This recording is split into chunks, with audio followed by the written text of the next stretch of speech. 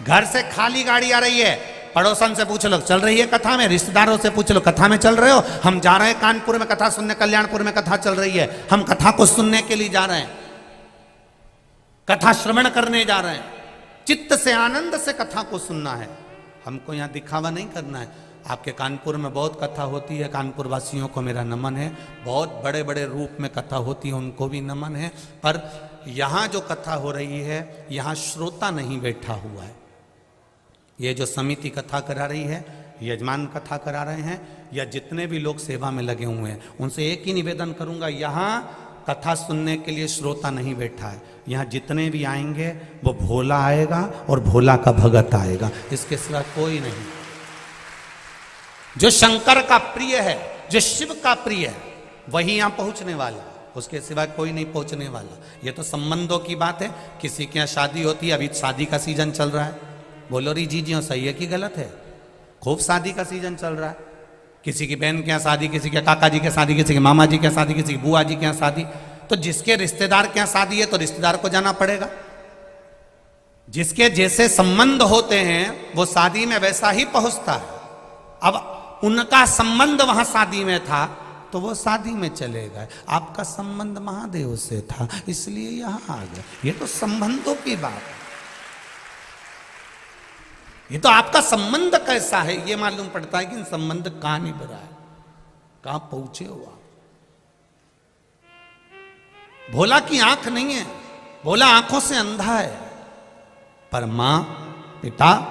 माता पिता ने विचार करा कि मेरा बेटा आंखों से विहीन है, इसके जीवन में हमें कुछ अच्छा कर देना चाहिए, इसके जीवन में हमें कुछ अच्छा करना है।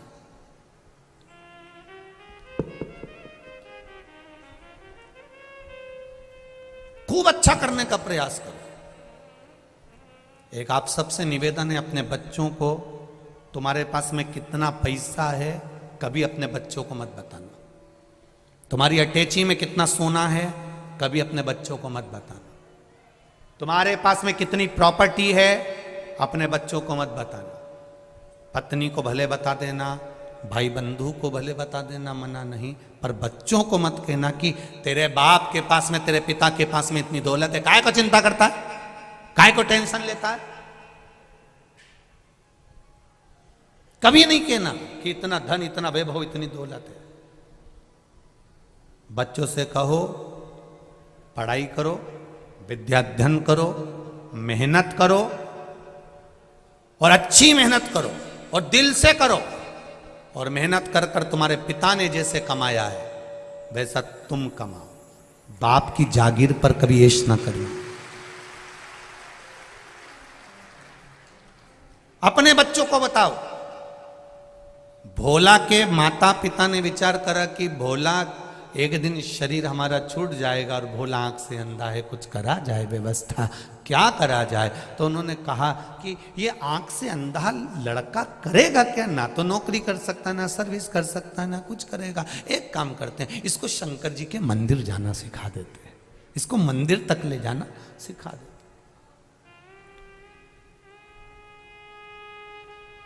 बस इतना बहुत है।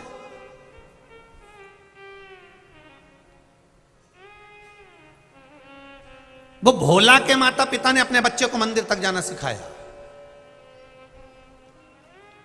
आप में से कितनी माताएं बैठी हैं जो अपने बच्चे से रोज कहती हैं कि बेटा एक लोटा पानी भरकर मंदिर चले जाया कर। हाथ उठाओ जरा, सभी हो, जय हो, रख लो जी हो, प्रणाम, बहुत बढ़िया।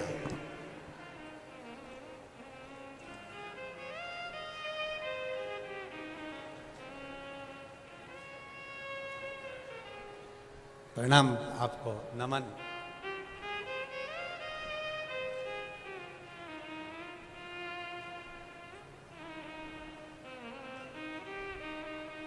होना चाहिए।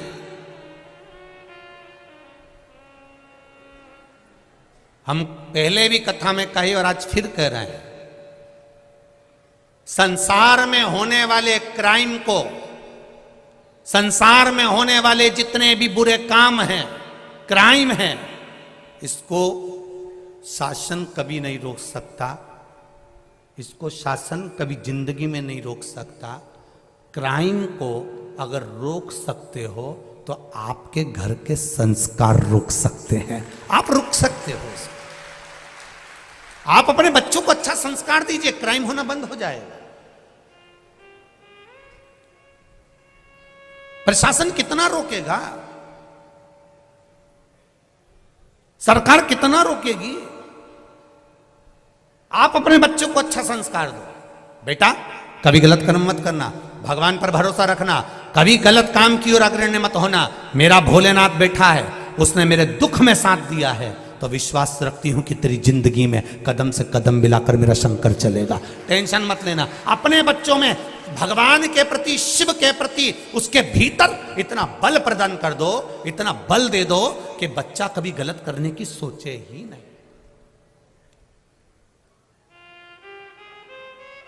कभी बच्चे, अपने घर के बच्चे कभी गलत मार्ग की ओर जाए ना।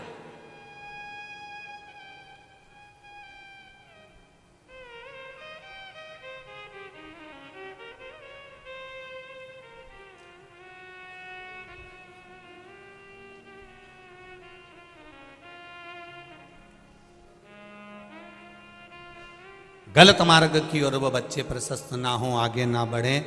हम कई बार कथाओं में कहते हैं आपका संस्कार, आपके घर की परवरिश, आपके घर का भजन,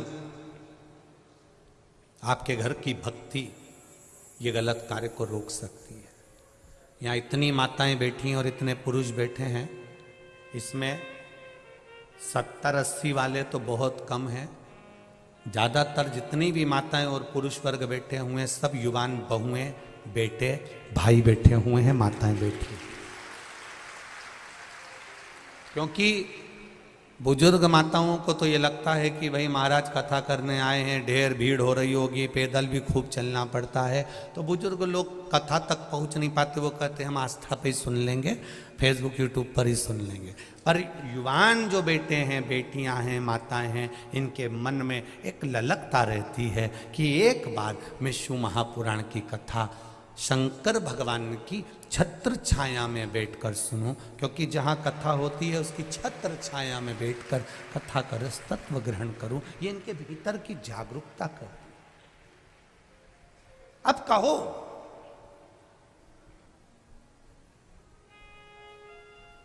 आपका बल, आप अपने जो बच्चों को बल दे रहे हो, काशी में रहने वाला भोला, उसकी माता पिता ने बल दे दिया कि अगर हम मर भी गए, हमारे प्राण चले गए, तो बेटा कम से कम शंकर के मंदिर जा रहा है, शंकर का गुणगान कर रहा है, शिव का भजन कर रहा है, शिव मंदिर में बैठेगा, भगवान का भजन गाएगा, तो जितने लोग मंदिर में आएंगे कम से कम वो तो सहयोग करेंगे। आप लोग जिस मंदिर में जल चढ़ाने जाती होगी ना, 2-4 महिलाओं की तो आपस में इतनी फ्रेंडशिप हो गई होगी, इतनी फ्रेंडशिप कि एक दूसरे के बिना रहे ही नहीं। और कहीं कहीं की तो यहाँ भी आई होगी तो ग्रुप में आई होगी, हम तो उस मंदिर वाले हैं, वो भी ग्रुप में बैठी होगी कि हम उस मंदिर वाले हैं, हम लोग वो कथा सुनने के लिए।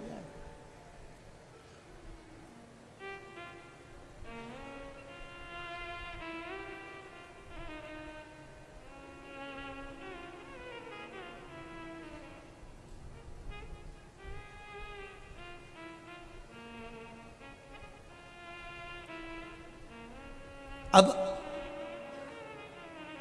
कम से कम मेरे बेटे को शंकर भगवान के जितने मंदिर में आने वाले लोग हैं, वो मेरे पुत्र को देखेंगे, संभालेंगे। हमारे प्राण छूट भी गए तो हमारे बच्चे को कम से कम मंदिर में आने वाले देख लेंगे, संभाल लेंगे। ये जानकर माता पिता ने अपने पुत्र को शिव मंदिर ले जाना चालू कर दिया। बेटा बड़ा हो गया, मंदिर जाते रहे। एक दिन माता पिता ने अपने बच्चे से कहा कि हम पर गांव जा रहे हैं, वहां से आए, तब तक तुम शिव मंदिर में बैठना। माता पिता पर गांव निकल गए और दूसरे गांव से आ रहे थे तो कहीं एक्सीडेंट हो गया और दोनों माता पिता के प्राण छूट गए। भोला शिव मंदिर में बैठा हुआ है, उसकी भक्ति।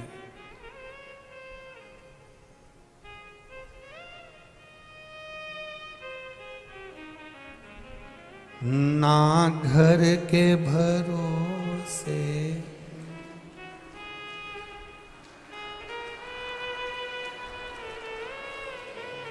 वाह कानपुर वालों, तुम्हें भजन तो याद होगा ही पक्का। धन्य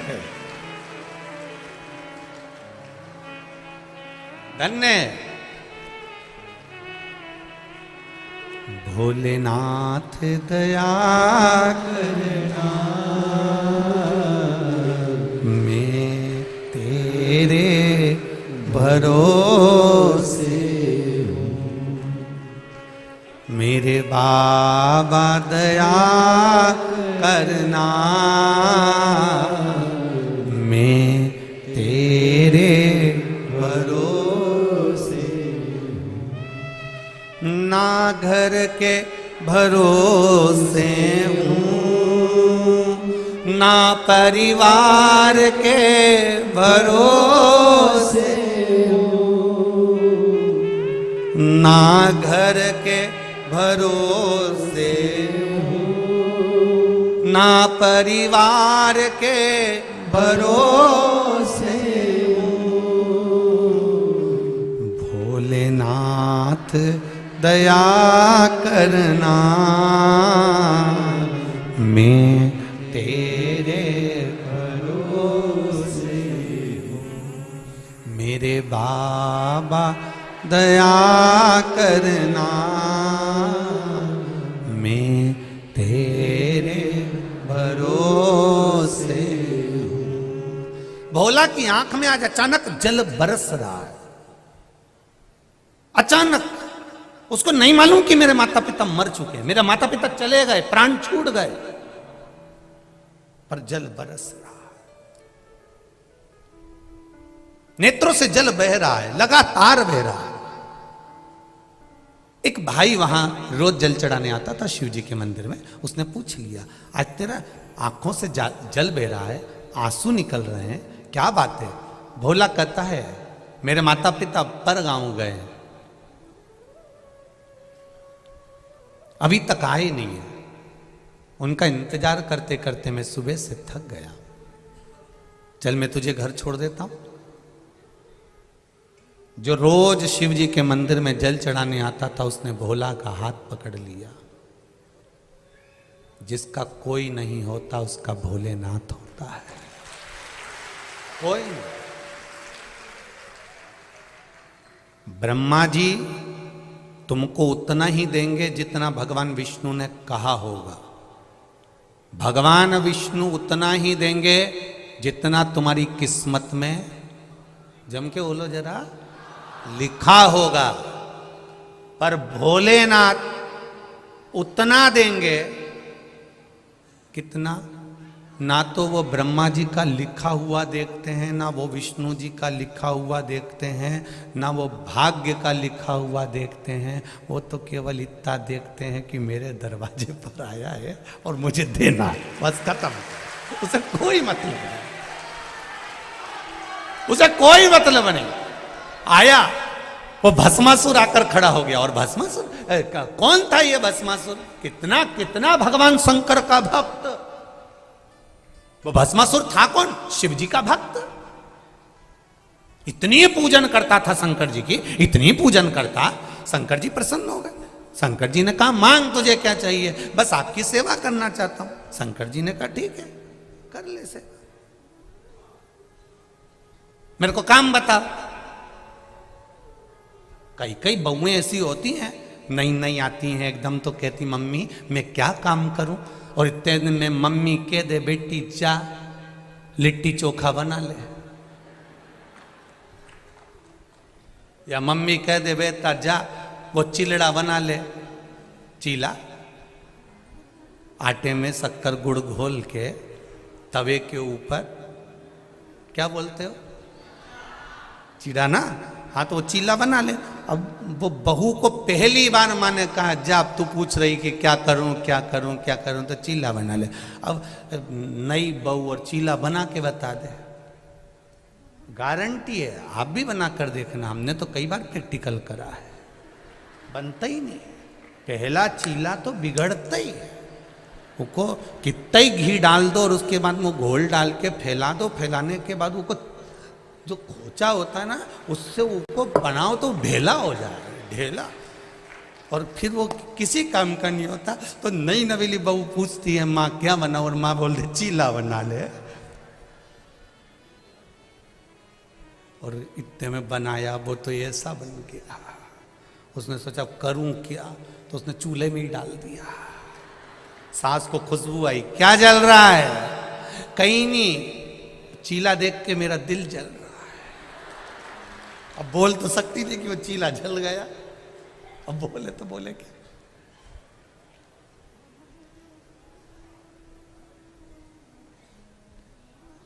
भस्मासुर शिव जी से पूछते हैं आप बताओ मेरे लिए आज्ञा क्या है। शंकर भगवान ने कहा क्या आज्ञा करूं तेरे को? नहीं, मेरे को कोई काम बताना पड़ेगा। नंदी को भी आपने काम दिया, भृंगी को भी काम दिया, श्रृंगी को भी काम दिया, सबको काम दिया, मुझको काम बताओ। शंकर भगवान ने पार्वती जी से पूछा अब तू बता इसको क्या काम बताऊं। एक तो इसमें अक्ल नहीं है। शंकर भगवान जैसे ही बोले तो पार्वती जी बोलिए आपका भजन करने वाला जितना भी है, शंकर भगवान रावण कंस जितने देखो शिव जी के भगत, तुम देखना तुम्हारे कानपुर के किसी मंदिर में जाकर बैठना, थोड़ी देर जल चढ़ा रही है, इतनी देर में पीछे से कहीं का आ गया और चिल्ला के हार हार। अब सिर पे पल्लू रखी तो पहले पलट के देखी है कौन है, ऐसा भयंकर चिल्लाया है। तो अब इसको थोड़ी बहुत अकल होती तो कोई पूजन कर रहा बेचारा घबरा जाएगा, डर जाएगा, चिल्ला चढ़ाया। अब भस्मासुर बोले मुझे सेवा बताओ। शंकर जी ने पार्वती से पूछा अब तुम बताओ क्या सेवा दूं। पार्वती जी बोली बहुत सारी सेवाएं, तुम्हारी सेवा में कमी है क्या? इसको कह दो कि मुझे रोज शमशान की राख चाहिए शरीर पे लगाने के लिए, लाए। शिव जी ने कहा सुन भस्मासुर, मेरे शरीर पे लगाने के लिए रोज मुझे ताजी शमशान की राख चाहिए, जा लेकर आ। भस्मासुर ने कहा मेरे को कोई काम मिल गया, इससे बढ़कर कुछ भी नहीं चाहिए। अब आपने काम बता दिया, अब मैं करूंगा। और भस्मासुर रोज जाता शमशान की राख लेकर आता। उसकी पत्नी पूछती कहाँ जा रहे हो? शमशान की राख लेने जा रहा हूं, शिव जी की सेवा के लिए। रोज जाता, रोज राख लाता। एक बार राख लेने गया तो राख ही नहीं मिली, सब दूर शमशान शमशान घूमता फिरा। कानपुर भी आया था, नहीं मिला, यहां भी नहीं मिला, सब दूर घूमा और राख ही नहीं मिली। शिव जी ने कहा तू मेरे लिए शमशान की राख नहीं लाया? भोलेनाथ मैं सब दूर ढूंढी, नहीं मिल रही, अब क्या करूं? इतने में इसने अपनी पत्नी से पूछा मेरे भोलेनाथ जी के लिए शमशान की राख नहीं मिल रही है, मुर्दे ही नहीं आ रहे हैं, अब क्या करूं? अब तो मुझे मेरा शरीर जलाना पड़ेगा और अपनी राख शिव जी को देना पड़ेगी। इतने में पत्नी बड़ी चतुर थी, उसने कहा तुम अपनी क्यों शरीर जला रहे हो? शंकर तो ओघड़ दानी है, तुम कितने शमशान घूम के राख इकट्ठी करोगे, उससे अच्छा है अपनी खुद की फैक्ट्री खोलो, खुद की फैक्ट्री खोलो। उन्होंने कहा अपनी फैक्ट्री कैसे? शंकर जी से आशीर्वाद ले लो कि जिस पे हाथ रखो वही भस्म हो जाए, राख तैयार, तुरंत तैयार। और राख तैयार तो शिव जी के पास भेजना, अपनी फैक्ट्री खोलो। पति भस्मासुर ने अपनी पत्नी से कहा क्या अक्ल दी तूने, कितनी जोरदार, अब नहीं छोड़ूंगा। तो हो गई। अपना कुछ काम चालू करो। अब वो कहकर भस्मासुर गया। भोलेनाथ, शिव जी ने पूछा क्या हुआ? मुझे वर चाहिए। शंकर जी ने कहा क्या वर चाहिए? मैं शमशान की भस्म ढूंढ ढूंढ के थक गया, नहीं मिलती है, आपके लिए रोज लाना पड़ती है। मैं अब चाहता हूं कि मुझे वर दो, मैं जिस पे हाथ रखूं वही भस्म हो जाए, तुरंत ताजी भस्म ला के रोज दे दूंगा। अब शंकर भगवान ने भी नहीं सोचा, भोला का भोला नाथ, उनने कह दिया तथास्तु। ये घर गया, पत्नी से कहा मुझे वर मिल गया, जिस पे हाथ रखेगा वो भस्म हो जाएगा। पत्नी बोली मैं भी आई, खिड़की में जाके खड़ी हो गई। पत्नी ने कहा तुम मेरे पास में आए हो, आने से पहले तुम्हें एक बार प्रैक्टिकल तो कर लेना था। क्या शंकर भगवान ने वर दिया है, कोई भरोसा नहीं है। शिव जी ने वर दिया है, कोई भरोसा नहीं है। एक बार शंकर जी के पास जाओ और उनसे कहो कि मुझे यही प्रैक्टिकल करना है। क्या प्रैक्टिकल करना है? शिव जी पे हाथ रख कर देख लो।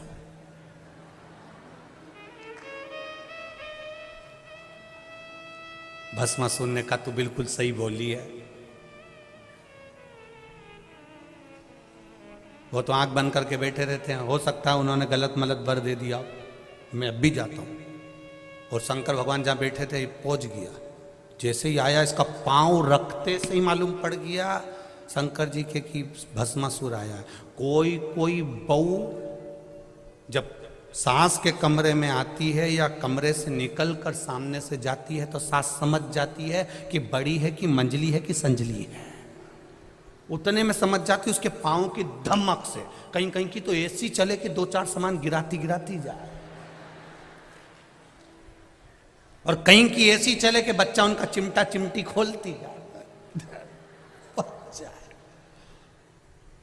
और कहीं कहीं की ऐसी चले कि पीती खाती चले। तो ये तो सास को तो मालूम है कि ये कौन सी जा रही है, उसको अंदाजा। अब भस्मासुर आया, शिव जी की आंख खुल गई। भस्मासुर से पूछा, तू क्यों आया वापिस? प्रभु, मैं आपके ऊपर हाथ रख के देखना चाहता हूं कि मेरे को तुमने जो आशीर्वाद दिया वो सही है कि गलत है। शंकर भगवान थोड़ा पीछे हटे। दादा रुक, तो मुझ पे क्यों हाथ रख रहा है? मेरी पत्नी ने कहा है जो आशीर्वाद दिया वो पे प्रैक्टिकल करो। शंकर भगवान भागे पीछे, आगे आगे शिव जी, पीछे पीछे भस्मासुर। भगवान विष्णु के पास पहुंच गए। नारायण ने पूछा, तुम कैसे आए? मेरा शिष्य आ रहा है पीछे। वो काय को आ रहा है? उसको मैंने आशीर्वाद दे दिया, जिस पे हाथ धरेगा वही भस्म। उसकी खुद की फैक्ट्री खुलवा दी मैंने भस्म के लिए। भगवान विष्णु पहुंचे। निवेदन है, जिसका कोई नहीं उसका तो भोला है, जिसका कोई नहीं होता उसका भोला शिव। ये पत्र में आया, देखिए एक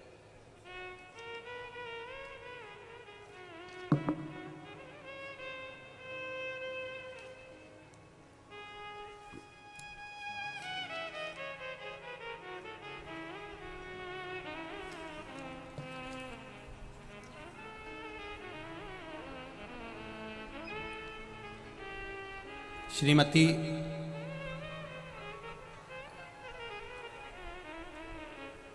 अंजू जी सचान, प्रेम नारायण जी सचान, अंबेडकर इंस्टीट्यूट कैंपस अवधपुरी कानपुर नगर से आई हूँ। कहीं बैठे हो तो हाथ हिलाइएगा, कहीं बैठी हो तो हाथ अवश्य हिलाइए। इधर है क्या? श्री शिवाय नमस्तुभ्यम। दोनों हाथ हिला दो एक बार। श्री शिवाय नमस्तुभ्यम। गुरुजी, मेरे चाचा जी को कैंसर मुंह में हो गया है। इनका इलाज बॉम्बे में हो रहा है। एक ऑपरेशन हो चुका है, दूसरा होने वाला था। कि आपकी कथा 1 वर्ष से टीवी पर सुनता हूँ। मैंने अपने चाची को बताया कि अगर आप 1 लोटा जल शिव जी को चढ़ा कर चाचा को चढ़ा हुआ जल पिलाएं तो लाभ होगा। बाबा की कृपा से 3 महीने में आप वापिस कानपुर इलाज करा कर आ जाओगे। बाबा से ऐसी प्रार्थना करी और मेरे बात को उन्होंने सुना और बाबा की कृपा से उन्होंने शिव जी को जल चढ़ाकर वो पिलाना चालू करा। जब मेरे चाचा जी वापिस हॉस्पिटल वहीं पर थे और जांच करवाना प्रारंभ करा तो डॉक्टर बोले अब इनके दूसरे ऑपरेशन की जरूरत नहीं है, इनको आराम लगना प्रारंभ हो गया है। अब ठीक है, थोड़ा आराम है, बस बाबा की कृपा हो। श्री शिवाय नमस्तुभ्यम। बैठिए। हर हर महादेव। शिव कृपा। ये एक पत्र बड़ा सुंदर आया है, इसमें तो खैर मेडिकल की रिपोर्टें हैं।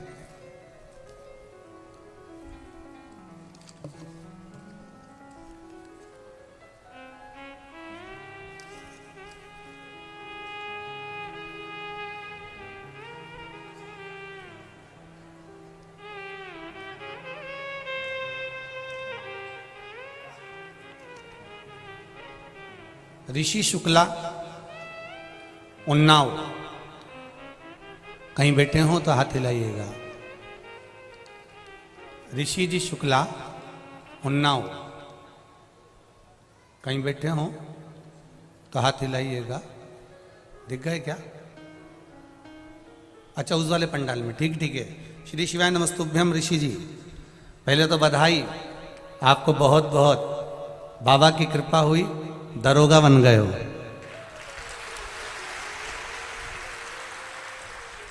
शिव महिमा का क्या बखान करूं गुरुदेव, मेरे पास नौकरी नहीं थी, सारे कंपटीशन में बैठता था, कहीं दौड़ में कहीं मेरिट से बाहर हो जाता था।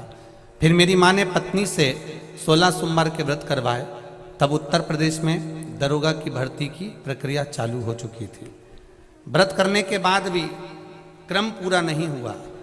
2021 के श्रावण मास से 16 सोमवार के व्रत फिर वापिस करे, परंतु गुरुदेव सबके प्रवेश पत्र चालू थे, आ चुके थे, और मेरा कोई प्रवेश पत्र नहीं आया। तब किसी ने कहा कि पशुपति व्रत चालू करो। पशुपति व्रत चालू करा, शिव जी को एक लोटा जल चढ़ाना चालू करा। बहुत परेशान थे, नौकरी नहीं थी, तैयारी सब कर रहे थे, पर कोई उपाय नहीं। तब बाबा की कृपा से जैसी पशुपति व्रत प्रारंभ कर चालू करा, प्रवेश पत्र बाबा ने मेरा भेज दिया, और केंद्र भी शिवधाम काशी था। उसी दिन भरोसा हो गया कि अब मेरे बाबा मुझे पास कराएंगे। 2 दिसंबर 2021 को मेरा पेपर दिया, शिव के धाम काशी नरेश के दर्शन किए, कहा बाबा बेड़ा पार आप ही करेंगे। फिर बाबा 16 दिसंबर 2021 को पता चला मेरा 160 प्रश्न में से 140 प्रश्न सही थे। ये शिव कृपा है गुरुदेव। पत्नी की, मेरी धर्म पत्नी की जो नानी जी थी, उन्होंने भी कहा कि वापिस पशुपति व्रत चालू करो। फिर पशुपति व्रत फिर चालू किए। बोल बाबा की कृपा देखिए, सारी समस्या का हल एक लोटा जल। 2 सोमवार की अष्टमी अप्रैल में थी, आप अष्टमी का उपाय बताए थे, जैसा करने का वैसा किया। दूसरे दिन दौड़ हुई गुरुदेव, और बाबा की कृपा से उसमें भी पास हो गया। फिर अक्टूबर में जो अष्टमी थी उसमें फिर अष्टमी का उपाय करा, और मेडिकल हुआ, बाबा ने उसमें भी पास कर दिया। गुरुदेव मैं रोज शिव जी को जल चढ़ाता हूँ। बाबा ने मुझे चपरासी की परीक्षा में हर समय एग्जाम दिया तो फेल कर दिया, पर मेरे बाबा ने एक धतूरे के बल पर मुझे दरोगा बना दिया। ये शिव कृपा है। मैं बाबा को धन्यवाद देने उन्नाव से यहाँ आया हूँ। मैं सीहोर आता, पर बाबा ने मुझे यहाँ कथा भेज दी कानपुर में, तो इस भूमि को मैं नमन करने के लिए आया हूँ। बहुत बहुत बधाई बाबू आपको। श्री शिवाय नमस्तुभ्यम। बैठिए। हर हर महादेव। शिव कृपा होती ही ऐसी, उसकी करुणा। हम फिर कहेंगे, कानपुर कल्याणपुर वालों को तो मौका मिला है सुनने का, क्या देगा वो 3 महीने में, ये तो वही जान सकता है। हम वर्णन नहीं कर सकते। इतना जरूर जानते हैं, आप दिल से कथा सुनो। जहां बैठे हो, चाहे टीवी के सामने, चाहे मोबाइल पर, जहां बैठकर कथा सुन रहे हो, चाहे इस पंडाल में बैठकर कथा सुनो, दिल से सुन लो। यहां दिखावे का काम नहीं है। हम लोग भी शिव महापुराण की कथा के माध्यम से आपको केवल इतना कहना चाहेंगे, दिखावे से कभी शिव प्रसन्न नहीं होता। सरल बनकर, सहज बनकर, हृदय से शंकर की भक्ति को धारण करो। जितना सरल बनकर करोगे, झूठ कपट और प्रपंच से कभी शिव प्रसन्न नहीं हुआ, कभी प्रसन्न नहीं हुआ। सारी समस्या का हल एक लोटा जल है, पर छल से चढ़ाया गया जल भी शिव को स्वीकार नहीं है। आप छल से मत चढ़ाओ। 3 घंटे की कथा में से आधा घंटा तो हमारा आशीष भैया ले लेता है, बचते हैं 2.5 घंटे। चुप रहकर, मौन रहकर जितना आनंद ले सकते हो, हम तो 7 दिन लुटाने के लिए आए हैं। जितना आपके भीतर आप ले सकते हो और जो बाबा से कह सकते हो। कुबेर भंडारी की ये कथा है, दिल से कहो, दिल से सुनो। वो दिल से कहोगे और दिल से सुनेगा तो दिल से दिए बिगर रहेगा नहीं, निश्चित। दिल से सुनो। ना अपने को कुर्सी देखना है, ना सोफा देखना है। जहां जगह मिलती जाए वहां बैठते जाओ, कथा सुनते, जो मौका मिले। जैसा मौका।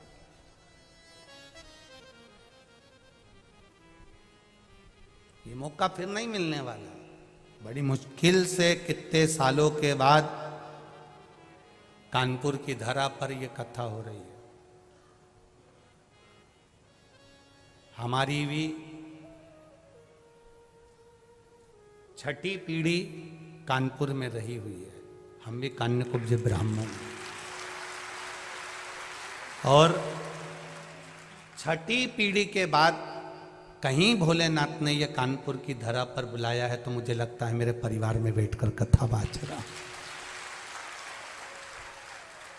हम भी कान्यकुब्ज ब्राह्मण, यही कानपुर की धरा के दिए हुए हैं। इसी गंगा के घाट पे रह निवासी पूर्वज रहे होंगे जो सीहोर जाकर बस गए होंगे, पर उसकी कृपा है। आज परिवार के बीच में कथा हो रही है तो कोई हमारी जीजी है, कोई हमारा जीजा है, कोई हमारा काका है, कोई हमारी काकी है। यहाँ तो सब रिश्तेदार बैठे हुए हैं। कथा का आनंद लेना है, जीवन की सार्थकता ग्रहण करना अपने आनंद के साथ। शिव कथा कर रही है, भगवान शंकर की अविरल भक्ति कर रही है। भोला रो रहा है, आंखों से आंसू बह रहा है, कौन संभालेगा। सारे साधन भी अगर हाथ से चले जाते हैं तब शिव रह जाता है, शंकर कौन रहा। जब सतयुग, त्रेता, द्वापर, कलयुग सब समाप्त हो जाते हैं, पूरी पृथ्वी जल में मग्न हो जाती है, तब भी जब कोई नहीं रहता तब मेरा शिव रहता है।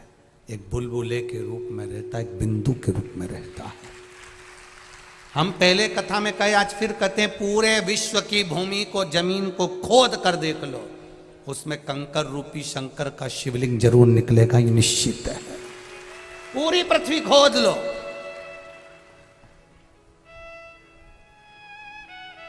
सारी मूर्तियों के निर्माण बाद में हुए हैं, पर शंकर भगवान तो प्रथम में है। ना जाने कितने सतयुग, ना जाने कितने त्रेता, कितने द्वापर, कितने कलयुग निकल गए, तो भी मेरा शिव है और मेरा ओघड़दानी रहेगा। वो निश्चित है और रहना है उसको। अकाल मृत्यु वो मरे जो काम करे चंडाल का, काल उसका क्या बिगाड़े जो भक्त हो महाकाल।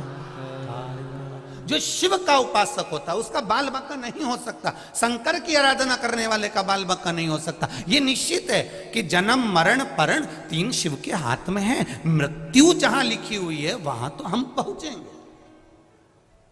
तुम कहो कि सीवर वाला महाराज किसी की मौत को रोक दे, किसी की मृत्यु को रोक दे, तो मुश्किल है। आपकी मृत्यु, हमारी मृत्यु, ये सब परमात्मा ने जो तारीख, जो पल, जो घड़ी, जो दिन, जो नक्षत्र, जो समय, जो परमात्मा ने लिख दिया, वो निश्चित है कि उस पल, उस घड़ी, उस क्षण में हमारी मृत्यु होगी। जो विधान पर लिखा हुआ है उसे कोई टाल नहीं सका। पर आपका भजन का जब बल बढ़ जाता है, सत्संग का जब बल बढ़ जाता है, आप शंकर का गुणगान जब करने लगते हो, तो जीवन में अगर थोड़ा बहुत दुख भी आता है तो उसको भोलेनाथ, आप शिवजी पे जल चढ़ाते हो तो जैसे चंदन शंकर पर पेले का लगा हुआ होता है तो धुल जाता है, उसी तरह शिवजी पे जैसे जैसे जल चढ़ाते हो हमारे भी पाप धीरे धीरे धुलना प्रारंभ हो जाते हैं। ये निश्चित है। शंकर भगवान पर समर्पित किया गया एक लोटा जल हमारे पूर्व के ना जाने कितने कितने पाप कर्म को धो देता, ना जाने कितने पाप कर्मों को।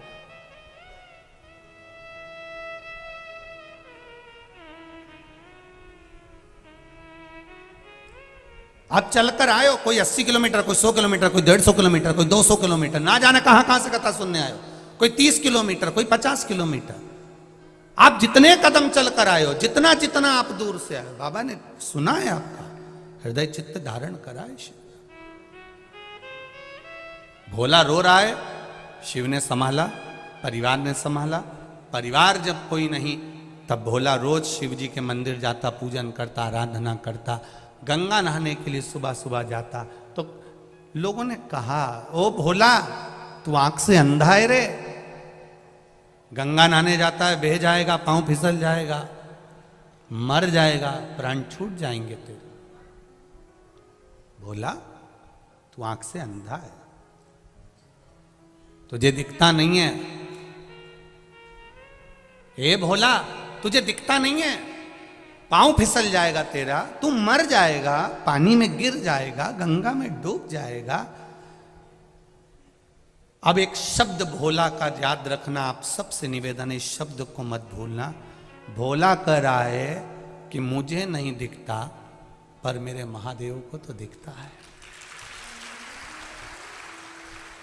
भोला कह रहा है मुझे नहीं दिखता पर मेरे महादेव को तो दिखता है। एक बात आप लोगों को कही थी अभी रायपुर की कथा में, अंधे व्यक्ति की हड्डी कभी नहीं टूटती गिर के, आंख वाले टूटते फूटते रहते हैं। भगवान ने तुम्हारी इतनी बड़ी बड़ी आंख दी, उसके बाद भी गड्ढे में गिरी जाते हैं, और अंधा व्यक्ति नहीं गिरता। क्यों? अंधे के पास में एक डंडी रहती है, उससे वो टेक टेक कर देख कर संभल कर चलता है।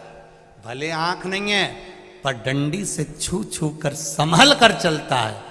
और जिसको भगवान ने आंख दी वो तो अंधे जैसा अड़भंगा चलता है, यहाँ कूद गया, वहां कूद गया, चला चला, सीढ़ी पे चढ़ते चढ़ते लुढ़कते। अब भगवान ने इतनी आंखें दी है, सब कुछ दिया है, चलते चलते तुम रोड पे देखना, तुम जाओ तो सही। जब जाओगे इतनी भीड़ जब बाहर निकलती है, कोई इससे टकरा रिया, कोई उससे टकरा रिया है, कहीं से टुल्ला मार, कहीं से टुल्ला मार। भगवान ने आंख दी फिर काय के लिए दी? थोड़ा बच के चलो ना।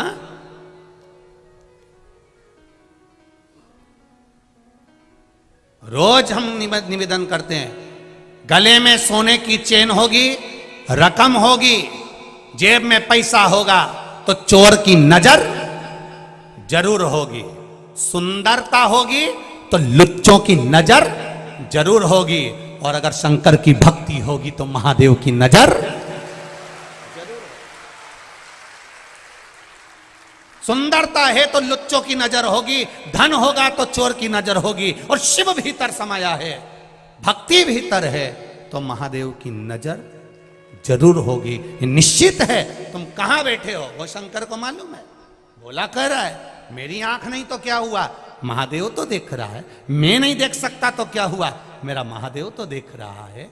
आप किसी के साथ बुरा करेंगे, कोई नहीं देख रहा पर महादेव तो देख रहा है। आप अच्छा करेंगे, कोई आपका यश गुण नहीं गा रहा, सब दूसरे का नाम ले रहा। मेरा तो कोई बोल ही नहीं रहा, मैंने तो इतना खर्चा करा, मैंने तो ऐसा करा, मैं तो जजमान बना, मेरा तो नाम ही नहीं आया, मेरा तो ये नहीं आया। तो अपने को टेंशन नहीं लेना, तुम तो बस तुमने कर दिया, आगे उसने देख लिया। हमें अपना गुणगान नहीं चाहिए, वो देख रहा है। भोला ने कहा मेरा महादेव देख रहा है। रोज गंगा नहाने जाता, गंगा जी में नहाकर वापिस आता, शिव मंदिर जाता, शंकर जी के मंदिर में बैठा था। आज किसी ने कह दिया अपनी काशी में शंकर भगवान का एक बड़ा अनुष्ठान होने वाला है, भगवान शिव की सत्संग होने वाला है, प्रवचन होने वाला है, कोई कथा होने वाली है। उनने सुना और भोला ने मन में विचार कर लिया मैं भी जाऊंगा उस प्रवचन में। रात का समय था, किसी ने कहा इतनी रात को जाएगा, तो भोला बोला हमारी आंख ही नहीं तो हमें दिन और रात से मतलब ही क्या। सत्संग करने वाला, भजन करने वाला, कीर्तन करने वाला रात और दिन नहीं देखता। हमसे लोग कहते बताओ गुरुजी, श्री शिवाय नमस्तुभ्यम कब नहीं जपना चाहिए? ऐसा कोई समय जैसे माताएं कहती है हम रजस्वला धर्म में हो जाते हैं तो हम फिर व्रत रखें कि नहीं रखें। तो हमारे यहाँ तो यहाँ तक वर्णन किया गया कि रजस्वला धर्म में भी नारी है। मान लो कोई घर में मर भी गया है, किसी का जन्म भी हो गया है, तो भी शिव महापुराण की कथा कहती है नाम जपने में कोई बुराई नहीं है, भगवान का भजन करने में कोई बुराई नहीं। तो कहा गुरु जी कई लोग तो कहते हैं कि ऐसे समय में भजन नहीं करना चाहिए, नाम नहीं जपना चाहिए। हमने कहा ऐसे समय में अगर निपट गए तो हर पल, हर घड़ी, हर क्षण, ऐसा कोई क्षण ही ना जाए, ऐसा कोई घड़ी ना जाए, ऐसा कोई पल ही ना जाए। जैसे पशुपति व्रत करते हो, तो पशुपति व्रत करते हो तो बीच में रजस्वला धर्म पड़ जाता है एक आध सोमवार को। अगर रजस्वला धर्म पड़ गया तो माताएं क्या करेगी? क्या व्रत तोड़ देगी? नहीं, पूजन नहीं करेगी, पूजन नहीं करेगी, पर नियम वही रहेगा। एक समय फलाहार करना है और शाम के समय भोजन करना है। भले पूजन नहीं करेगी, पर गिनती में नहीं आएगा वो, पर नियम तो वही चलना है ना, नियम का प्ररूप तो वही। हाँ, यदि एकादशी पड़ गई तो एकादशी का नियम लागू हो गया, फिर वो छोड़ दिया। प्रदोष पड़ गई, प्रदोष का नियम चालू हो गया, फिर वो छोड़ दिया। पर गिनती में चल रहे हैं और बीच में अगर रजस्वला धर्म आ गया है तो आप अपने ही नगर में, अपने ही गांव में कोई एकादशी, कोई प्रदोष नहीं है तो उसका स्मरण रहे। आप जपो शिव नाम।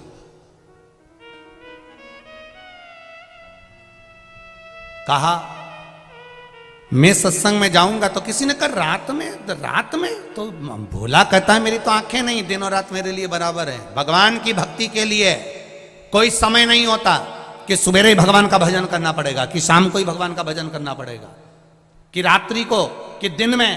शंकर भगवान की आराधना के लिए कोई समय नहीं है। भगवान विष्णु के बैकुंठ में पट, कपाट, दरवाजे, खिड़की सब हैं।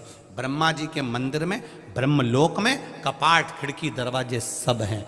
इंद्र के मंदिर में, इंद्रलोक में सब कुछ है। ब्रह्मलोक में दरवाजे हैं, बैकुंठ लोक में दरवाजे हैं, पर मेरे कैलाश पर जाकर देखना कोई दरवाजा नहीं है, चारों तरफ से खुला हुआ है, सब जगह से।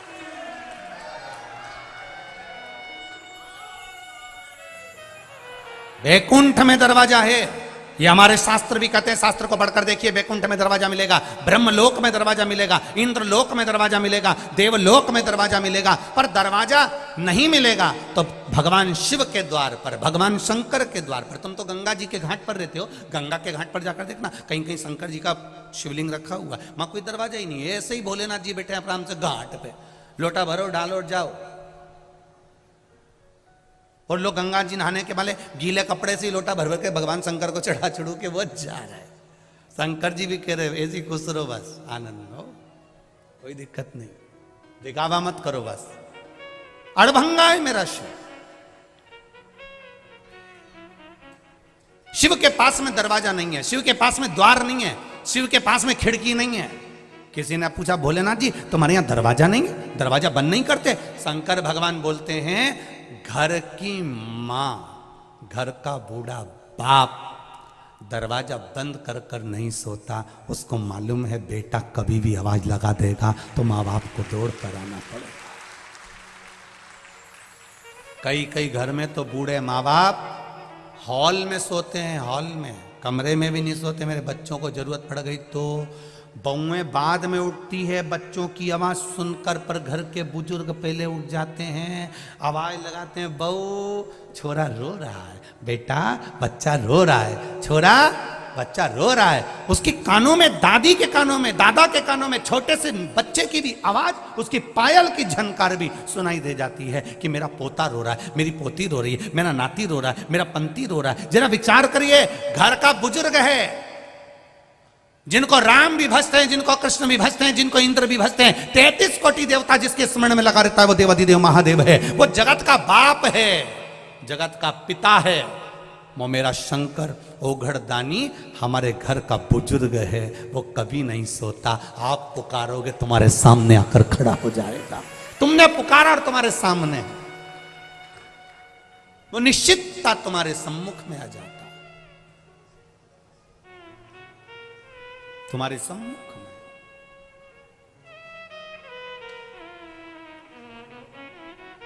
शंभु शरणे पड़ी, मांगू घड़ी रे घड़ी, दुख काटो दया करी निदर्शन,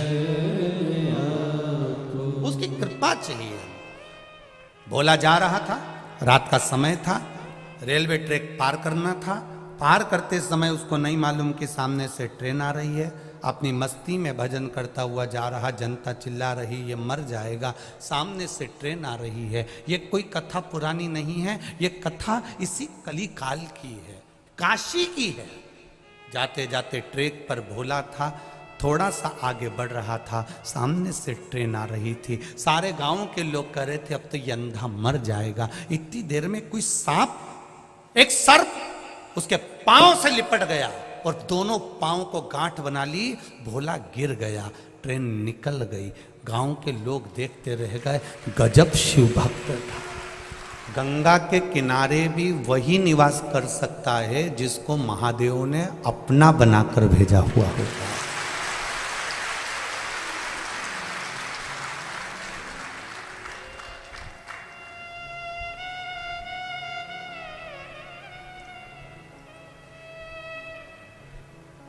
आप माँ गंगा के घाट पर निवास करने वाले हो।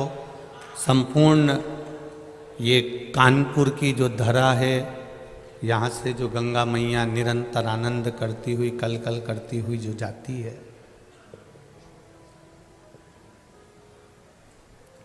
वो कोई साधारण सी नहीं है।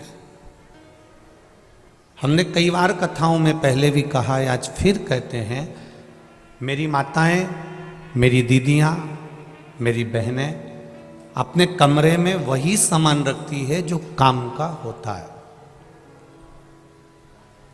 अपने कमरे में मेरी माताएं कभी फालतू सामान नहीं रखती। जो फालतू सामान है उसके लिए अटाले का कमरा अलग होता है, कबाड़े का कमरा अलग होता है।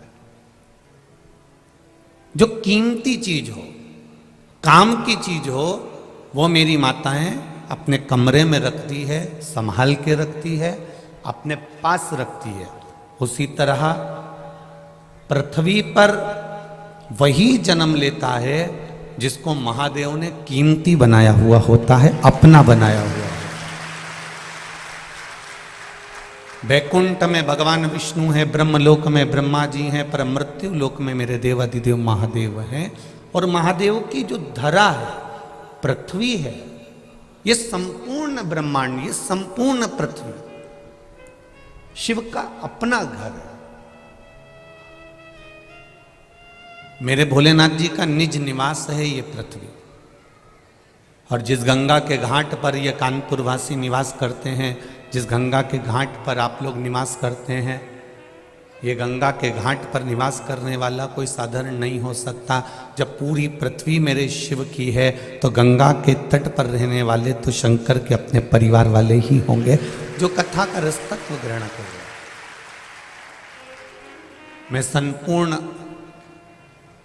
कानपुर वासियों को, कल्याणपुर वासियों के पावन चरणों को नमन करता हूँ, जो आपके भीतर शिव भक्ति जागृत हुई और ये शिव महापुराण की कथा श्रवण कर। अविरल भक्ति का सुख है शिव। तेरी कृपा बिना न हिले एक भी अणु, लेते हैं श्वास तेरी कृपा से तरू तरू। बखान क्या करूं मैं राखों के ढेर का, चपटी बबूत में खजाना कुबेर का। मेरे शिव कभी आपका खजाना नहीं देखे, मेरे शंकर भगवान ने कभी आपकी दौलत नहीं देखी। मेरे शिव जी ने तो केवल इतना देखा कि तूने दिल से, मन से, एकाग्र चित्ता से। शिव ये भी नहीं देखे कि तुमने मंदिर में दिए कितने जलाए। शंकर भगवान ने ये भी नहीं देखा कि तूने अभिषेक कितना करा। शिव जी ने ये भी नहीं देखा कि तूने बेलपत्र कितना चढ़ाया।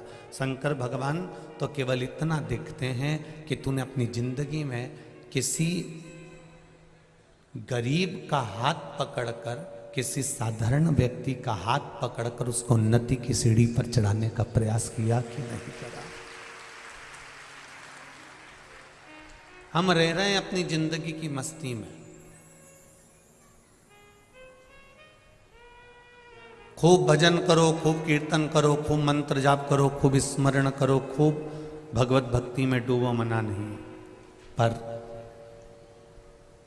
दिया जलाने से ज्यादा फल मिलता है किसी के चेहरे पर प्रसन्नता लाकर छोड़ देने में। किसी के चेहरे पर स्माइल आ जाए तो उससे बढ़कर कोई फल नहीं हो सकता। हमारी शिव कथा भी यही कर रही। जब भागीरथ बाबा के पूर्वज तप कर कर कर हार गए, कोई साधन ही नहीं मिला, 60,000 राख के ढेर पड़े हुए हैं कपिल बाबा के आश्रम में, और उनका उद्धार कैसे हो?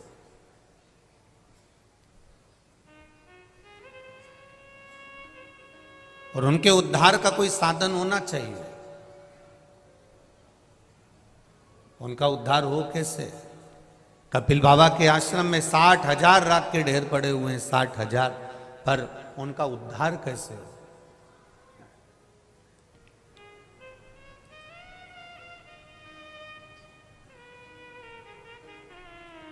क्योंकि उनके भीतर भागीरथ जी के मन में एक भक्ति का एक भाव प्रकट था कि मुझे अपने पूर्वजों के उद्धार के लिए गंगा को लाना है।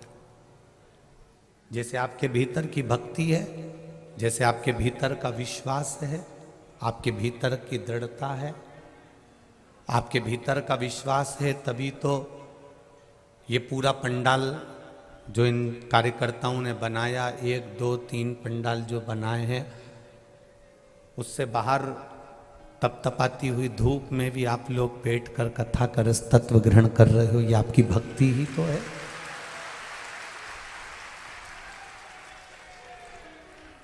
ये आपकी अविरल भक्ति है, ये आपका विश्वास है।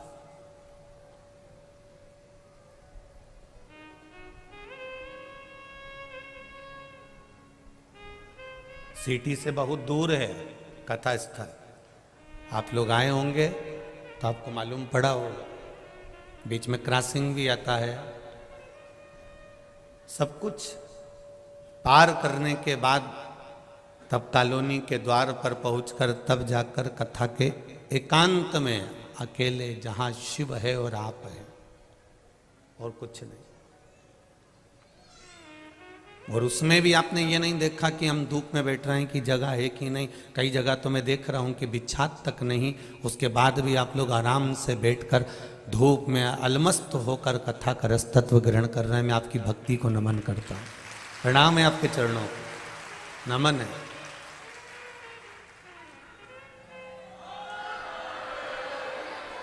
और यही शिव भक्ति है, यही शंकर की अविरल भक्ति है। और इस शंकर भगवान की अविरल भक्ति को देखने के लिए कहीं जाने की जरूरत नहीं। उसके भक्त जो होते हैं वो आनंदित होते हैं, उसको कोई दिखावे से मतलब होता ही नहीं।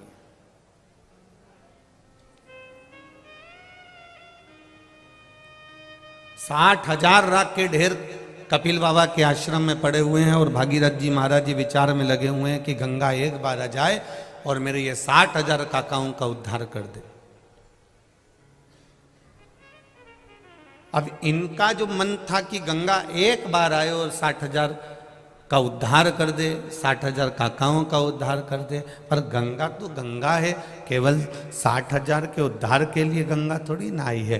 गंगा तो भगवान शिव से भी कहती है कि मेरे आने का कारण क्या है, तो शिव जी कहते हैं केवल भागीरथ बाबा के 60,000 काकाओं के उद्धार के लिए तेरे को लेकर नहीं आया हूं। गंगा तेरे को लाने का केवल इतना सा एक कारण है कि केवल 60,000 काकाओं के उद्धार के लिए नहीं, गंगा तेरे को लाने का केवल एक कारण है कि तेरे तट पर जितने रहेंगे, तेरे तट पर जितने विराजमान होंगे, अगर उनको कहीं अन्न भी नहीं मिला तो तेरा जल ही पान कर कर उनको मुक्ति मिल जाएगी। उससे बढ़कर कौन से।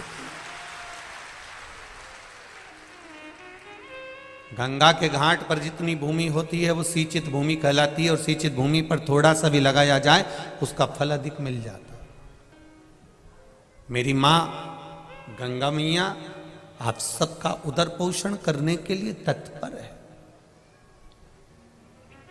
शिव कभी नहीं देखते कि आपका वैभव कितना है, भगवान शंकर ने कभी नहीं देखा कि आपकी दौलत कितनी है, भगवान शिव ने कभी नहीं देखा कि आपका वैभव, आपकी दौलत, आपकी संपदा, आपकी सत्ता कितनी है। शंकर भगवान केवल इतना देखते हैं कि आपके भीतर भक्ति का विश्वास कितना दृढ़ है, आपके भीतर शरणागति कितनी दृढ़ है।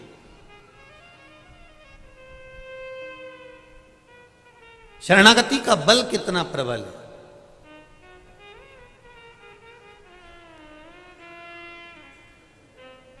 एक छोटी सी मछली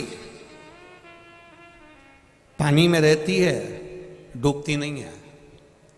एक हाथी इतना बड़ा, बड़ा बलवान, पानी में गया और डूबा और मर गया। हाथी ने मछली से पूछा कि ओरी मछली जी, एक बात तो बता कि पानी तुझे डुबाता क्यों नहीं है और मैं पानी में गया तो डूबता क्यों हूं? बस तुझसे केवल इतना सा पूछना है, तू मुझे बता दे कारण क्या है। मछली तो पानी में डूबती नहीं है और मैं पानी में गया और मैं डूबने लगता हूं, उसका कारण क्या है? तो मछली ने कहा, हाथी भाई कारण केवल इतना सा है कि मैं पानी से केवल इतना कहती हूं कि पानी मैं तेरी शरण में हूं, तू मेरी रक्षा करना। मैंने उसकी शरणागति ग्रहण कर ली, इसलिए पानी मुझे डूबने नहीं देता है। उसी तरह जो शंकर की शरणागति ग्रहण कर लेता है वो संसार सागर में कभी डूबता नहीं है। शिव की शरणागति ग्रहण करने वाला कभी संसार सागर में नहीं डूबे।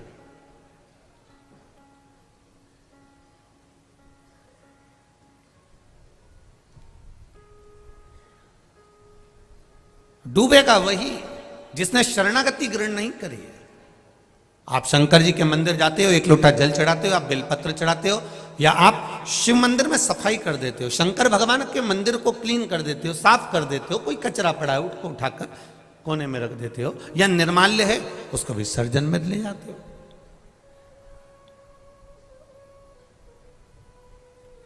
आपने शिव मंदिर में एक लोटा जल समर्पित करा, जल चढ़ाया, बेलपत्र चढ़ाई, भगवान को दिया लगाया या अगरबत्ती लगाई, या दिल से तुमने जो भगवान को रिझाया, शंकर भगवान की इसको कहते हैं शरणागति ग्रहण करना।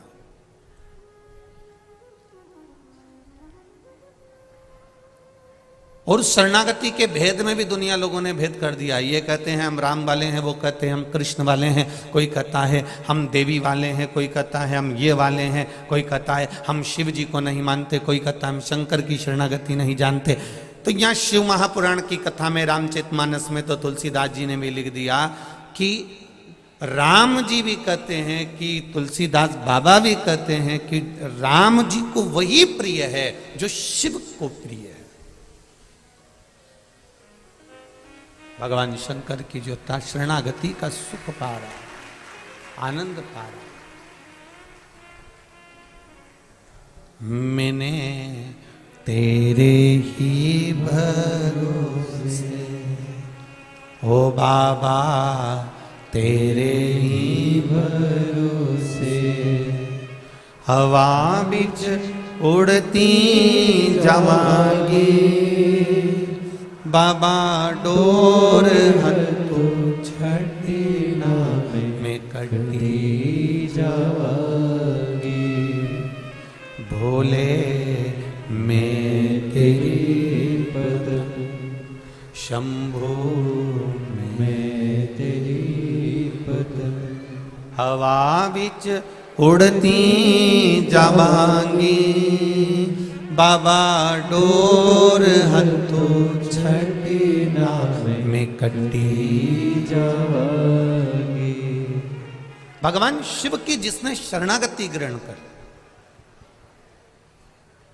भगवान कृष्ण ने सत्यभामा जी को ज्ञान देते समय कहा, सत्यभामा मुझे जो शिव के उपासक हैं, सत्यभामा जो मुझे शंकर की आराधना करने वाले हैं, सत्यभामा जो शिव की आराधना में दिन रात डूबे रहते हैं, भगवान कृष्ण सत्यभामा जी से कह रहे हैं वो मुझे अति प्रिय है, उनको मैं बहुत प्रेम करता हूं, उनको मैं बहुत स्नेह करता हूं।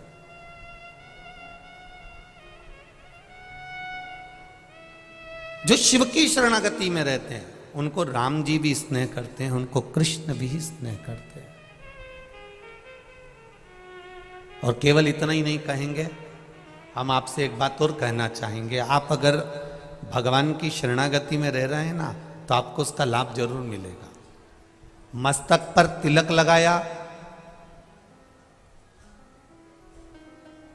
मुख में राम नाम, कृष्ण नाम, शिव नाम यदि आपके है, भगवान का भजन यदि आपके साथ में है, आप प्रयास करना, ट्रेन में सफर कर कर देखना, रेल में सफर कर रहे हो और स्लीपर में बैठे हुए हो, बहुत भीड़ है आपके पास में, आप कहीं पर खड़े होकर ट्रेन में सफर कर रहे हो और भगवान का नाम लेना चालू कर दो, भजन करना चालू कर दो, थोड़ा कीर्तन चालू कर दो, धीरे धीरे जो सीट पर भी बैठे होंगे ना, वो धीरे से कह देंगे आ जाओ, थोड़ा सा बैठ जाओ। जरा विचार करिए, केवल कीर्तन का बल इतना प्रबल है, भजन का बल इतना प्रबल है,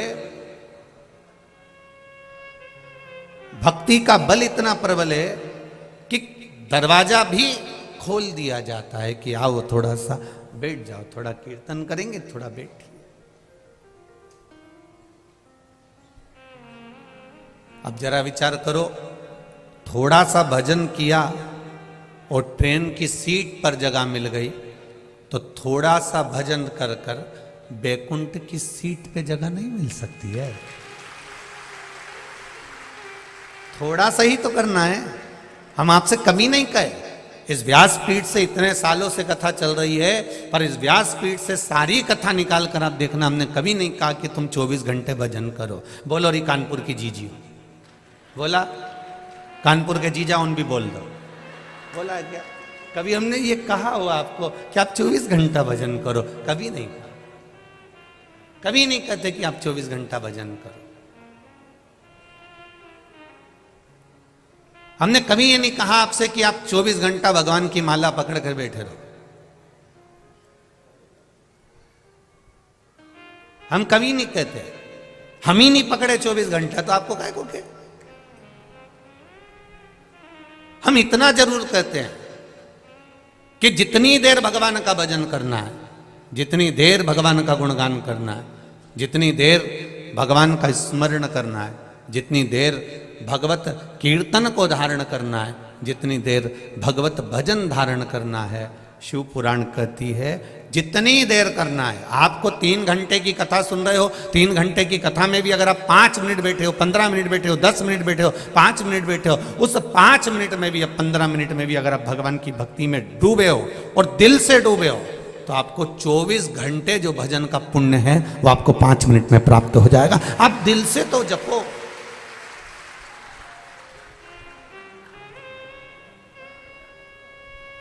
दिल से जपा ही नहीं। बैंक में जा रहे हैं, थोड़ा सा काम पड़ा, फिर बैंक में पहुंच गए, 2000 रुपये निकाल के लिया। फिर कोई काम पड़ा, बैंक में पहुंच गए, 5000 रुपये निकाल के लिया। फिर कोई काम पड़ा, बैंक में एटीएम पर पहुंच गए, 7000 रुपये निकाल के लिया। फिर बैंक में पहुंच गए, 7000 8000 रुपये निकाल के लिया। एक बार बैंक में जाओ और चेक भरो और एक साथ में एक दिन का खर्चा 1 लाख रुपया निकाल के लियाओ।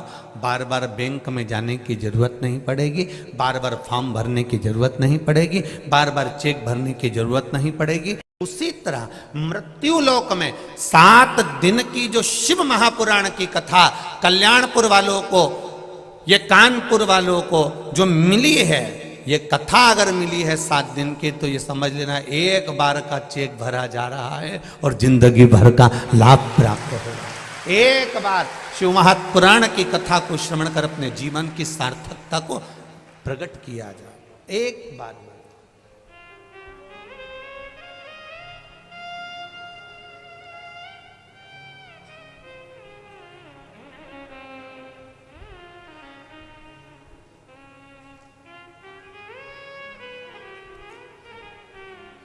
महाराज भजन कीर्तन स्मरण जब मूल रूप से आपका चित्त, आपकी वृत्ति, आपका मन एक बार अगर रम जाए शिव में, फिर आप भटकना छोड़ दोगे, ये निश्चित था।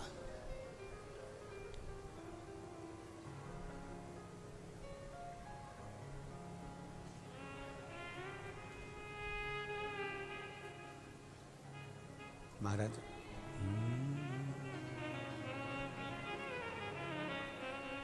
कैलाश पर्वत पे चढ़ गयो रे।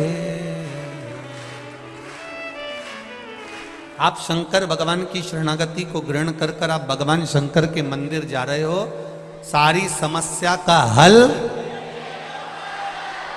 एक लोटा जल। शिव मंदिर में जाकर अगर चढ़ा रहे हो, शंकर भगवान का गुणगान कर रहे हो, शिव स्मरण कर रहे हो, श्री शिवाय नमस्तुभ्यम का जाप कर रहे हो, या एक बेलपत्र भगवान शिव को समर्पित कर रहे हो, तो उसका भाव यही है कि आप शंकर की शरणागति है।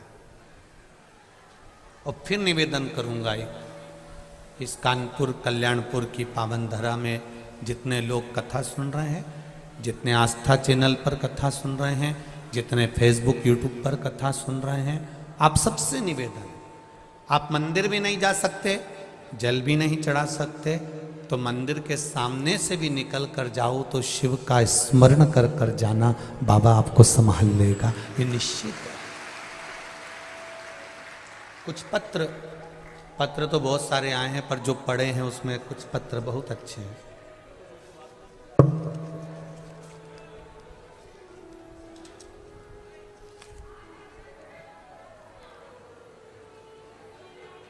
प्रीति शर्मा,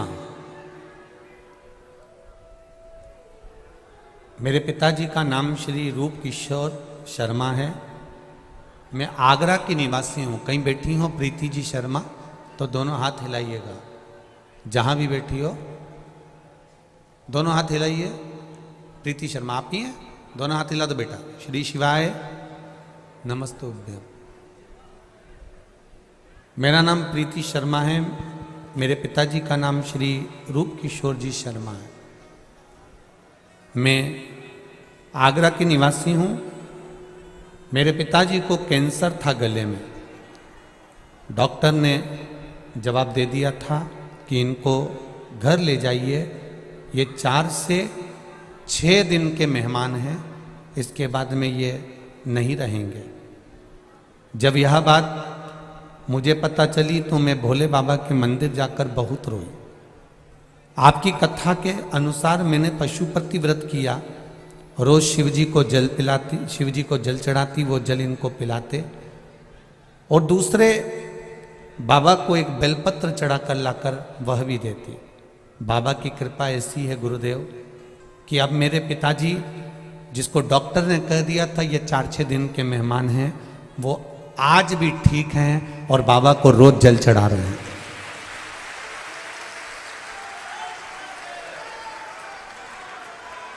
मेरा नाम प्रीति शर्मा है, मेरे पिताजी का नाम श्री रूप किशोर शर्मा है, मेरा ये मोबाइल नंबर है।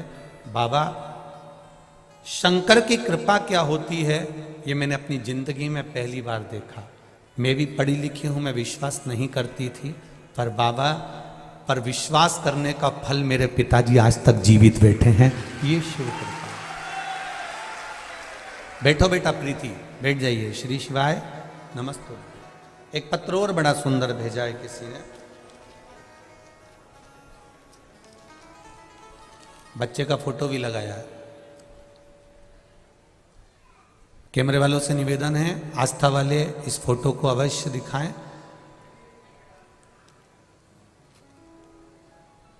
प्रिया गुप्ता, पत्नी पंकज गुप्ता,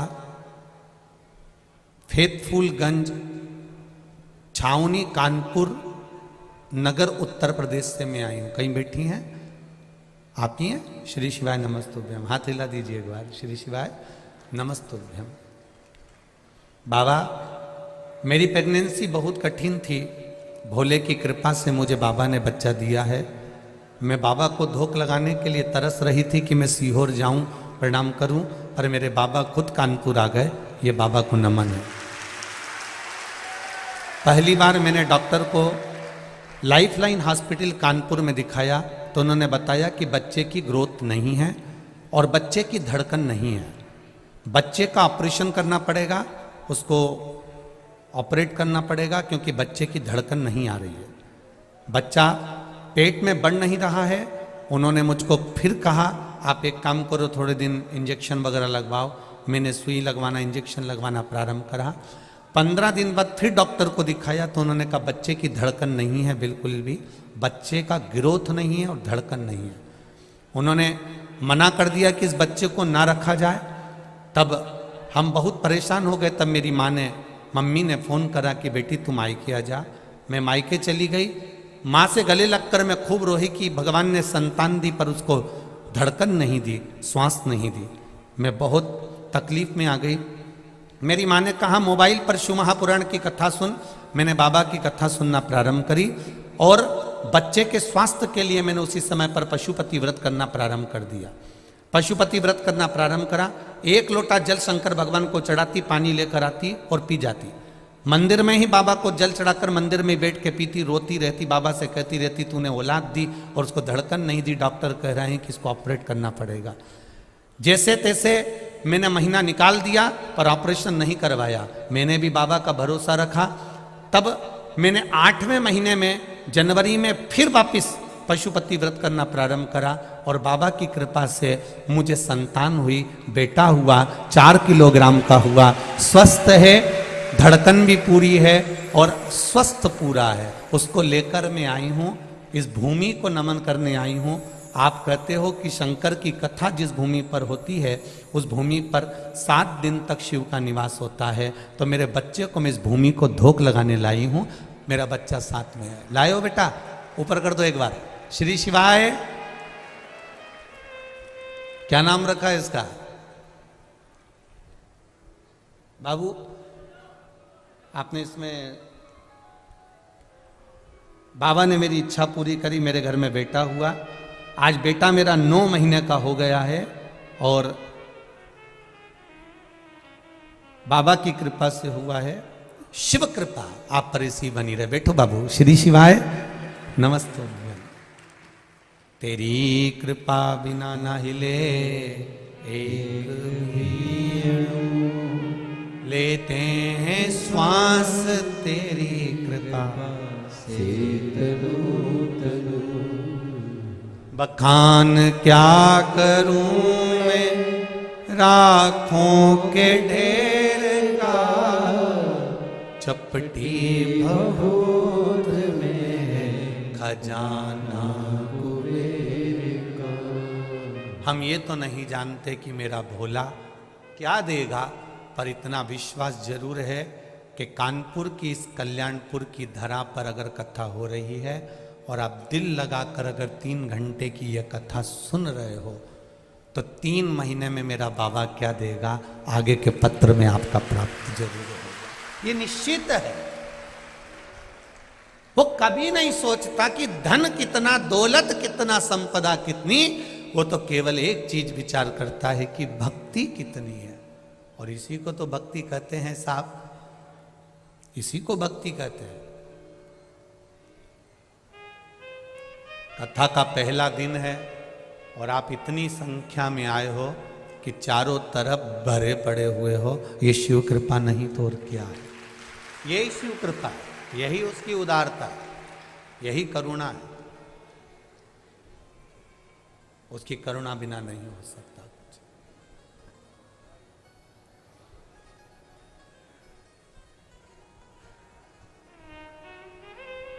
बस एक निवेदन जरूर करूंगा समिति से, बहुत अच्छे आप लोग व्यवस्था करे हो, पर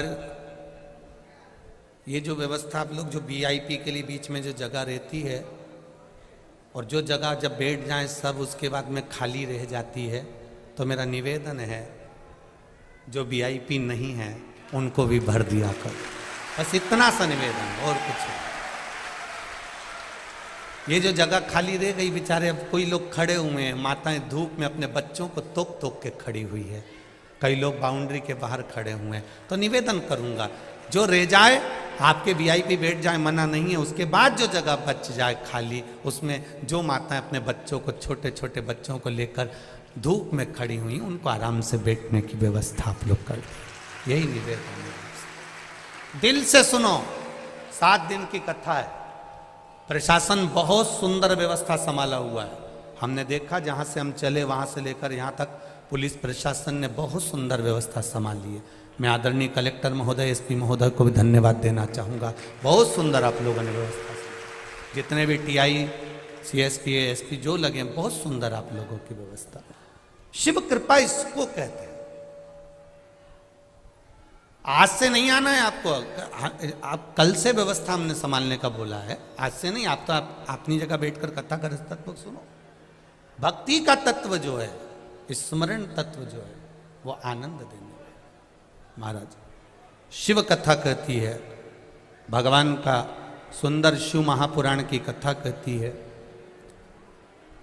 कि भगवान को तुम्हारा वैभव, भगवान को तुम्हारी दौलत, भगवान को तुम्हारा धन, भगवान को तुम्हारी संपदा, भगवान को तुम्हारा बहुत वैभव नहीं चाहिए। भगवान को केवल एक चीज चाहिए, तुम्हारी निर्मल भक्ति, और भक्ति का बल, बस वही शिव को चाहिए, उसके सिवाय कुछ नहीं।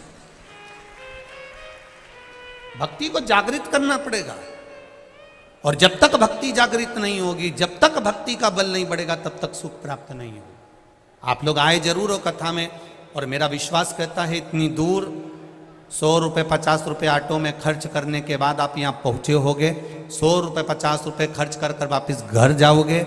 जरा विचार करना, अगर 50 रुपये खर्च कर कर तुम यहाँ तक पहुँचे हो, 50 रुपये खर्च कर कर तुम यहाँ बैठे हो, तो कहीं ना कहीं मेरे भोलेनाथ की कृपा होगी, तभी तो बाबा ने तुमको खींच कर यहाँ बुलाया।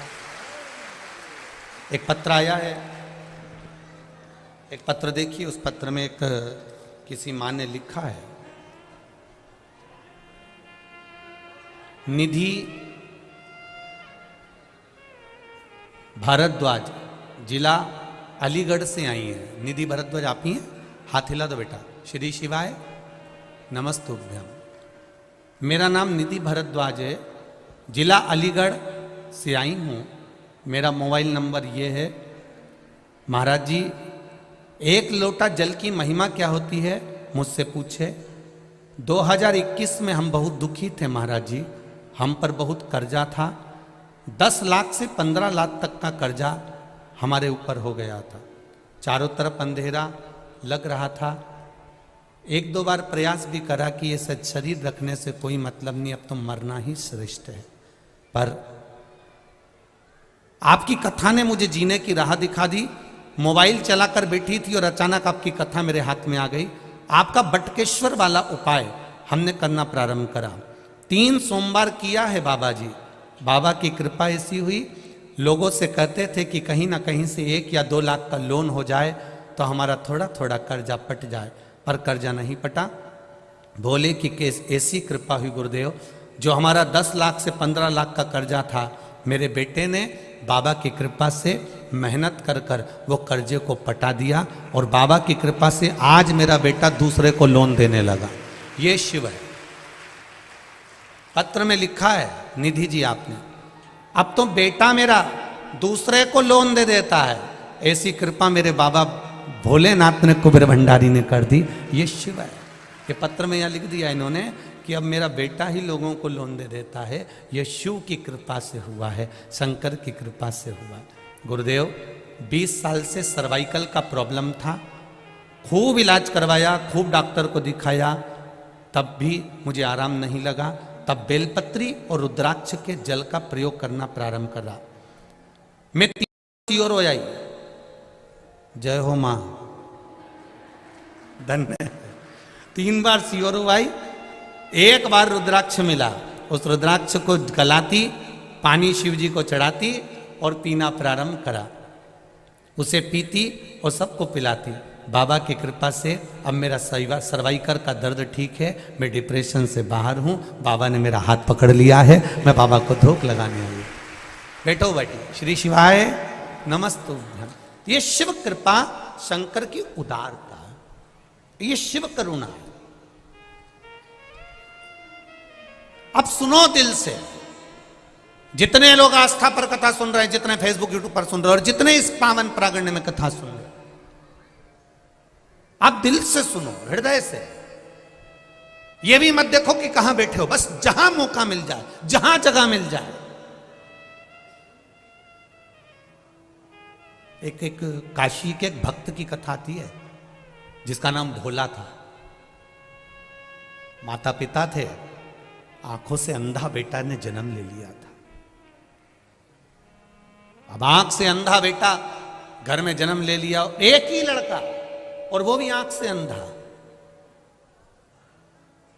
मां भी रोती थी और पिता भी रोते थे कि बेटा ने भी जन्म लिया तो आंख से अंधा है। नहीं है इसके, अंधा ही है।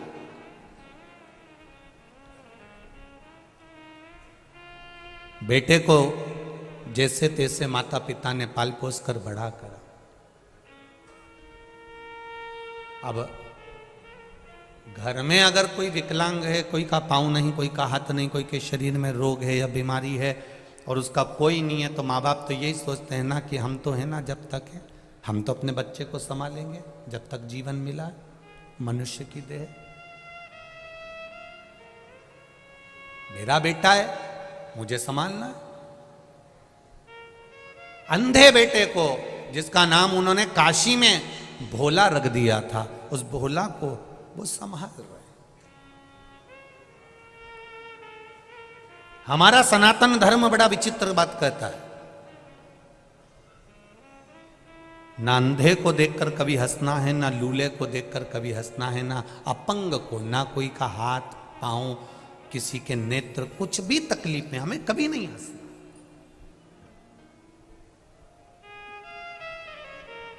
क्योंकि आप भगवान से क्या मांगते हो? भगवान मुझे आनंद देना, बोलते हो कि नहीं बोलते? भगवान मुझे खूब खुशियां देना। तो भगवान मन में सोचता है, जब तुझे अंधे को देखकर इतनी खुशी हो रही है, लूलों को देखकर इतनी खुशी हो रही है, लंगड़े को देखकर इतनी खुशी हो रही है, तो भगवान भी सोचता है ये गिफ्ट क्यों ना मैं तुझे भी दे दूं, तू पूरी जिंदगी खुश रह ले। ना तो हमें किसी अंधे को देखकर हंसना है, ना किसी विकलांग को देखकर, ना किसी कमजोर को देखकर, ना कोई शरीर से बहुत मोटा है, बहुत तगड़ा है, हमें उसको देखकर भी नहीं हंसना। कोई बहुत तुबरा है, उसको देखकर भी हमें नहीं हंसना।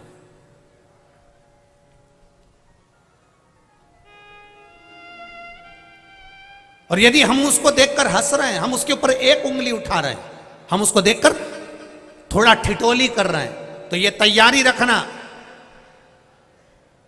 कि इस कष्ट को भोगने के लिए आपका एक जन्म हो सकता है। 84 लाखवें नंबर की योनि है मनुष्य की। 83,99,999 योनियां काटने के बाद यह मनुष्य की योनि 84 लाखवें नंबर की आती है। 21,600 श्वास रोज प्रतिदिन इस शरीर से निकलती है। 3.5 करोड़ पूरे शरीर में रोम छिद्र हैं। ये 3.5 करोड़ रोम छिद्र भगवान ने दिए। 21,600 श्वास प्रतिदिन शरीर से निकल रही है। 83,99,999 योनियां छोड़ने के बाद मनुष्य की देह मिलती है। और वह मानव की देह अगर हमने केवल निंदा में, बुराई में, चुगली में, गलत कार्य में निकाल दिया तो हमारा जीवन व्यर्थ है। फिर उस जीवन का कोई महत्व नहीं है जो शिव जी ने दिया।